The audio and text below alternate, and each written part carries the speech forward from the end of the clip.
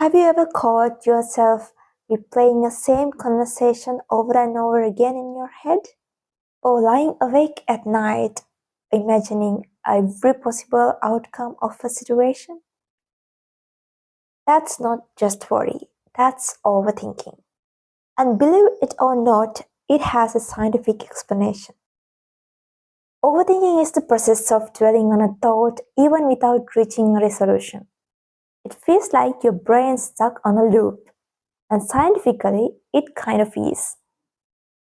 The primary brain regions involved in overthinking are amygdala and prefrontal cortex and default mode network.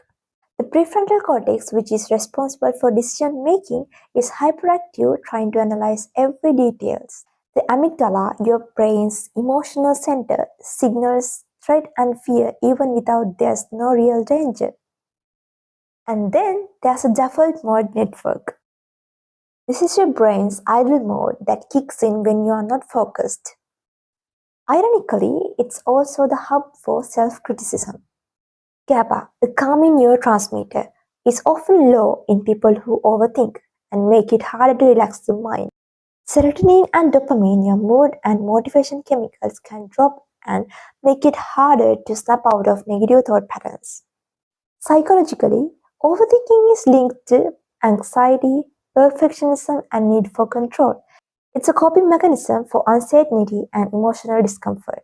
When you're stuck in overthinking, cortisol, the stress hormone, floods your body. High cortisol can damage your memory and reduce focus. Some people use overthinking to avoid taking actions. Others use it to feel in control, but it often leads to paralysis and burnout. As an example, think that you send a message. No reply. You start analyzing your words, tone, and time you sent it, convincing yourself you made a mistake. As another example, think that you are making a decision, like choosing a career path. But you think through every possibility so deeply months go by, but still no decision. The more you overthink, the more your brain strains those neural pathways. It becomes your default response. Your brain, in a way, learns to worry in autopilot. But here's the good news, your brain is plastic, so you can rewire it. Mindfulness and meditation can calm the amygdala and shrink the default mode network.